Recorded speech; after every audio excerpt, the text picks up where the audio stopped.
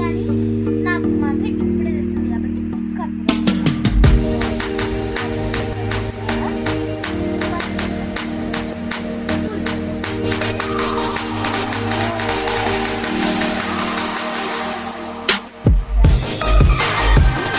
చేపల పులుసు అన్నమాట.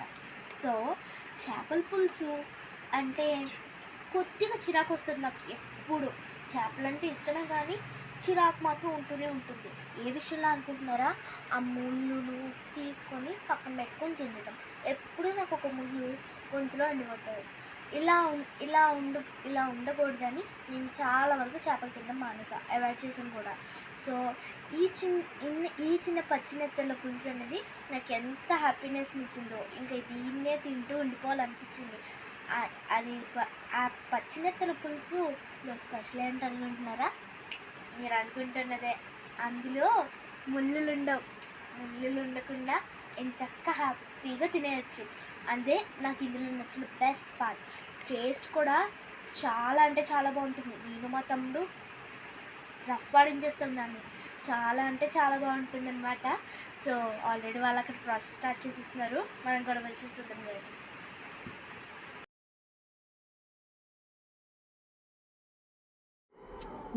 ఇందాకలా టీవీ చెప్పినట్టు మేమైతే ఇక మీ పచ్చిపులుసు నెత్తల్లో మేము ప్రిపేర్ చేసుకుంటున్నాను అనమాట.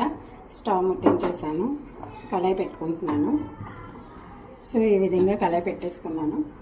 నేను ఇప్పుడు ఒక 2 స్పూన్స్ ఆఫ్ ఆయిల్ని ఇందులో వేసుకుంటాను. చూడండి, 2 స్పూన్స్ ఆయిల్. ఇంకా మనకి సరిపోదు అనుకుంటే ఇంకొంచెం ఆయిల్ మనం యాడ్ చేసుకుంటాము. ఈ విధంగా వేసుకుంటాం. ఆయిల్ కొంచెం వేడెక్కిన తర్వాత మనము ముందుగా ఇక్కడ ప్రిపేర్ చేసి పెట్టుకున్నాము. చూడండి, ఒక ఆనియన్ని నేను చిన్నగా ఇలా కట్ చేసి పెట్టుకున్నాను. సో ఒక ఆనియన్, ఒక 2 చిన్న టమాటాస్ సరిపోతాయి అన్నమాట. ఒక 2 టమాటాలు, ఒక 5 చిల్లీస్ ఇలాగా కట్ చేసి పెట్టుకున్నాను. ఆయిల్ మనం బాగా వేడెక్కిన తర్వాత చూడండి, ఇలా వేడెక్కిందా లేదా మనం ఇలా చూస్తే మనకు తెలిసిపోతుంది. ఆయిల్ వేడెక్కిపోయింది. సో ఆయిల్ వేడెక్కిన తర్వాత నేను ఇక్కడ పెట్టుకున్న ఆనియన్స్ ని ఈ విధంగా వేసుకుంటున్నాను.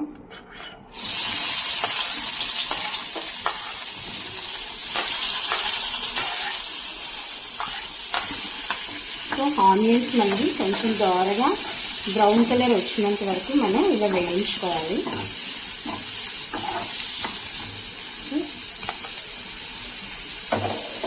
తర్వాత ఆనియన్స్ అయిపోయింది, కొంచెం బ్రౌన్ కలర్ వచ్చిన తర్వాత ఇలా బ్రౌన్ కలర్ కొంచెం బ్రౌన్ డిష్ వచ్చింది కదా, ఈ విధంగా బ్రౌన్ డిష్ వచ్చినంత వరకు వేయించుకోవాలి. ఇప్పుడు ఇందులో మనం పచ్చిమిర్చి వేసుకుంటాము. చూడండి, ఈ విధంగా పచ్చిమిర్చి వేసుకొని ఇలా కాసేపు కలుపుకోవాలన్నమాట.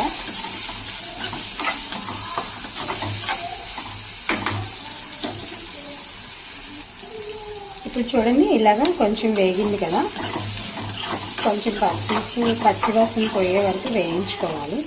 ఇందులో మనం అల్లం వెల్లుల్లి పేస్ట్ కూడా వేసుకుంటాము. 1 స్పూన్ అల్లం వెల్లుల్లి పేస్ట్ వేసుకుంటున్నాను నేను ఇక్కడ. ఓకే ఫ్రెండ్స్, ఇలా 1 స్పూన్ అల్లం వెల్లుల్లి పేస్ట్ వేసుకొని దీన్ని పచ్చివాసన పోయే వరకు కూడా మనం ఇలాగా కలుపుతూ ఉండాలన్నమాట. దీన్ని పచ్చివాసన పోయే వరకు దీన్ని మనం వేయించుకుంటాం. చూడండి, అల్లం వెల్లుల్లి పేస్ట్ బాగా వేగిపోయింది. ఈ విధంగా మనం అల్లం వెల్లుల్లి పేస్ట్ వేసుకోవాలి. కొంచెం మగ్గితే చాలండి, మరీ అంతగా కాదు. ఎందుకంటే ఇది చిన్న నెత్తళ్ళ చేపల పులుసు కదా, ఇందులోనే ఇది బాగా వేగిపోతూ ఉంటుంది అనమాట. సో ఇది ఇలాగా అయిపోయిన తర్వాత మనం ముందుగా కట్ చేసి పెట్టుకున్న 2 టమాటాస్ని చిన్న ముక్కలుగా కట్ చేసి వీటిని కూడా మనం ఇప్పుడు వేసుకుంటాం. ఇవి చిన్న నెత్తళ్ళు కదండి, వీటిని ముందుగా మనం ఫిష్ అనేది ఇందులో వేయకూడదు. ఎందుకంటే అవి ఇలా అంటే అలాగే చాలా తొందరగా ఉడికిపోతాయి అన్నమాట. యాక్చువల్లీ మీకు ఇప్పుడు చూపిస్తాను. ఆల్రెడీ పచ్చిమిరపకాయలు మెల్లగా సాల్ట్, కారం అన్నీ వేసుకొని నేను కొంచెం మసాలా ఆల్రెడీ మ్యారినేట్ చేసి పెట్టుకున్నాను. చూడండి, ఈ విధంగా వీటిని ఏంటంటే జస్ట్ చాలా తొందరగా ఉడికిపోతే బాగా మెల్ట్ అయిపోతాయి అన్నమాట. ఇది టమాటాలు ఇవన్నీ వేసి బాగా మగ్గిన తర్వాత వీటిని మనం వేసుకుంటాం. సో మీకు మళ్ళీ కాసేపట్లో ఇది ఎప్పుడు వేసుకోవాలో చెప్తాను. ఈలోగా టమాటాలు అయితే మగ్గిపోతాయి అన్నమాట. సో ఈ టమాటాలు మగ్గేటప్పుడే మనము కొంచెం సాల్ట్ అనేది వేసుకోవాలి. మా ఇంట్లో సాల్ట్ అనేది అస్సలు వాడమండి. ఎందుకంటే సాల్ట్ కన్నా మనకి అప్పట్లో మనకి పూర్వకాలంలో వచ్చేది కదండి, కళ్ళు ఉప్పు అంటారు దీన్ని. వీటిని మాత్రమే మేము వేసుకుంటాము. సో మనం వీటిని ఈ విధంగా ఇదే వాడతాం అన్నమాట. మా ఇంట్లో హెల్త్ పరంగాను కొంచెం వేసుకుంటాము. ఇదంటే ఆనియన్స్ టమాటా తొందరగా మగ్గాలంటే మనం వాటిలోనే కొంచెం ఉప్పు అనేది వేసుకోవాలన్నమాట. ఓకే, ఇది ఇలా కొంచెం మగ్గుతూ ఉంటుంది. ఈలోగా మనం మూత పెట్టి సిమ్లో పెడతాం. ఈ విధంగా మూత పెట్టుకున్నాం కదా, ఇలాగా కొంచెం మగ్గిన తర్వాత టమాటాలు కొంచెం మగ్గిన తర్వాత ఒకసారి మనం మూత తీసి ఇలా కలుపుకోవాలన్నమాట. మా ఇంట్లో ఏంటంటే ఇలాంటి టమాటాస్ ముక్కలు కనిపిస్తే అస్సలు తినరన్నమాట. చిన్న పిల్లలు ఉన్నారు కదండి, అవి అస్సలు ఇలాంటిగా టమాటా కనిపిస్తే అస్సలు తినరు పిల్లలు. అందుకోసం నేను టమాటాలు ఇలా మగ్గిన తర్వాత ఇలా చిన్నగా చేసుకుంటాను అన్నమాట. సో ఇది ఇంకొంచెం ఇందులో చిటికెడు పసుపు వేసుకుంటాం. పసుపు అనేది యాంటీబయాటిక్ కదా, కంపల్సరీ అన్ని కర్రీస్లోకి మనకి పసుపు అనేది చాలా ఇంపార్టెంట్. చిటికెడు అంటే చిటికెడు పసుపు వేసుకుంటాను. సో ఎందుకంటే చిటికెడు వేసుకున్నాను, ఆల్రెడీ నేను ఇక్కడ మ్యారినేట్ చేసినప్పుడు ఇందులో కొంచెం పసుపు వేసుకున్నాను. అందుకోసం నేను ఇందులో కొంచెం మాత్రమే నేను వేసుకున్నాను. ఇది ఎంతవరకు వచ్చిందో చూసుకుందాం. చూడండి, మగ్గిపోయింది. టమాటాలు అన్నీ కూడా చాలా దగ్గరికి అలాగా మగ్గిపోయింది అనమాట. నేను ఈ విధంగా దీన్ని ఇలా స్నాప్ చేసేస్తాను. అస్సలు మా చిన్నవాడు ఉన్నాడు, అస్సలు టమాటా అనేది అస్సలు కనిపిస్తే తినడం అనమాట. సో అందుకోసం నేను టమాటోస్ని ఇలాగా స్మాష్ చేసేసుకుంటాను. సో ఇదైతే మగ్గిపోయింది. ఇప్పుడు నేను ఆల్రెడీ ఇదైతే మగ్గిపోయింది. చూడండి, ఇందులో ఫస్ట్ నేను ఆ పచ్చి పులుసు చేపలు వేసే ముందే మనము పులుసు అనేది ప్రిపేర్ చేసుకోవాలన్నమాట. నేనైతే ఇది మాత్రం చిన్నది ఇలా బాల్ సైజ్ లాంటి చింతపండు తీసుకున్నాను. ఇందులో నేను కొంచెం పులుసు వేసి పెట్టుకుంటాను అన్నమాట దగ్గరికి. సో ఈ మాత్రం వాటర్ సరిపోతుంది. ఇది కొంచెం పక్కన నానబెట్టి ఉంచుకుందాము. సో మన తర్వాత పులుసు ప్రిపేర్ చేసుకోవడానికి చాలా ఈజీగా ఉంటుంది. ఆల్రెడీ ఇందాకలో పులుసు పెట్టుకున్నాను కదండి, దీన్ని ఇప్పుడు నేను పులుసు ప్రిపేర్ చేస్తాను. ఈ మాత్రం చింతపండు ఈ వాటర్లోని ఇలాగ పిసికి మనం అందులో వేసేసుకుంటాం అన్నమాట. ఇప్పుడు పులుసు బాగా దగ్గరికి మరిగిన తర్వాత మనము ఆ చేపలు వేసుకుంటే ఆల్రెడీ మ్యారినేట్ చేసుకున్నాం కదండి, అవి ఆల్రెడీ ఇంకా కొంచెం వాటర్ నేను వేసుకున్నాను. ఎందుకంటే అది మరిగి ఇంకా దగ్గరికి అయిపోతుంది కదండి. సో ఇంకొంచెం వాటర్ని మనము వేసుకుంటాం అన్నమాట.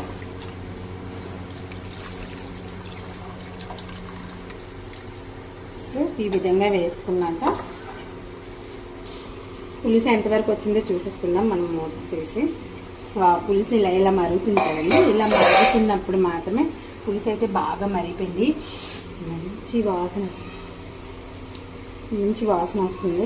సో ఇప్పుడు వీటిని ఈ ఫిష్ని మనం ఆల్రెడీ మ్యారినేట్ చేసుకొని ఒక 2 hours ముందే పెట్టుకున్నానండి. ఎందుకంటే ఈ ఫిష్కి కారం, మసాలా, సాల్ట్, ఫిష్ మసాలా అది అన్నీ కలిపి మ్యారినేట్ చేసి పెట్టుకున్నానండి. సో వీటిని ఇప్పుడు ఇందులో వేసేసుకోవాలి. వీటికి ఎక్కువ టైం పట్టదండి, ఇలా అంటే ఇలా మెల్ట్ అయిపోతాయి అన్నమాట. సో ఇప్పుడు మాత్రమే దీన్ని వేసుకోవాలి. చాలా ఈజీగా తొందరగా ఉడికిపోతుందండి. కానీ పిల్లలు తిన్నారంటే మాత్రం ఇవి అలాగా వాళ్ళకి ఎక్కువ ముళ్ళు అది గుచ్చుకోదన్నమాట. అందుకోసం వీటిని ఎక్కువ నేను ప్రిఫర్ చేస్తాను పిల్లల కోసం. మా బాబు అయితే చాలా ఇష్టంగా తింటాను.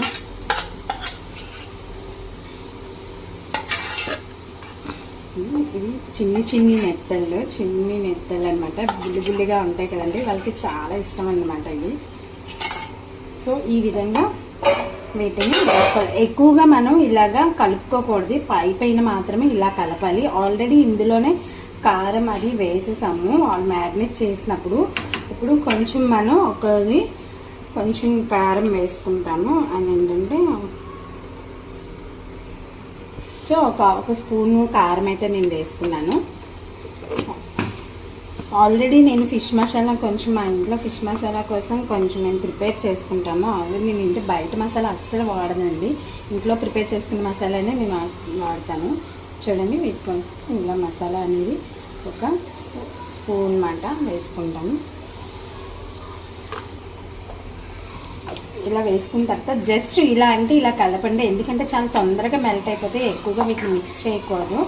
సో ఈ విధంగా పెట్టుకుని మూత పెట్టేసుకుంటాం. పులుసు ఎంతవరకు వచ్చిందో చూసుకున్నాను. చూసారా, పులుసు అయితే దగ్గరికి అయిపోయింది. ఇలా ఆయిల్ ఎప్పుడైతే తేలిందో మనకి పులుసు రెడీ అయిపోయింది అనమాట. సో ఇలా దగ్గరికి అవుతున్నప్పుడు మనం కొత్తిమీర ఈ విధంగా పైన ఇలా పెట్టుకుంటే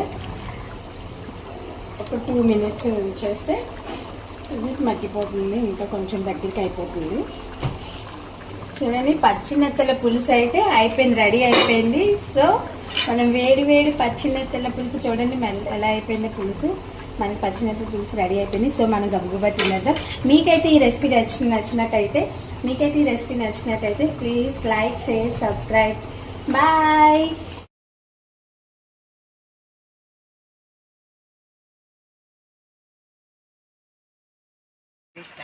సో చూసేసారు కదా ప్రాసెస్ ఎలా ఉందో. ఈ ప్రాసెస్ చాలా అంటే చాలా ఈజీగా ఉంటుంది, టేస్ట్ కూడా బ్లాక్ బస్టర్ ఉంటుంది. మీరు కూడా ఖచ్చితంగా ట్రై చేసి నాకు కామెంట్స్లో తెలియచేయండి. ఈ డిష్ నా ఫేవరెట్ డిష్ అయిపోయింది, మీకు కూడా ఫేవరెట్ అయిందో లేదో నాకు కామెంట్స్లో తెలియచేయండి. సో ఏంటంటే నేనైతే దాన్ని తినడానికి అయితే వెళ్ళిపోతున్నాను, మా తమ్ముడు ఆల్రెడీ వెళ్ళిపోయాడు. So please like, share and subscribe to our channel. Bye.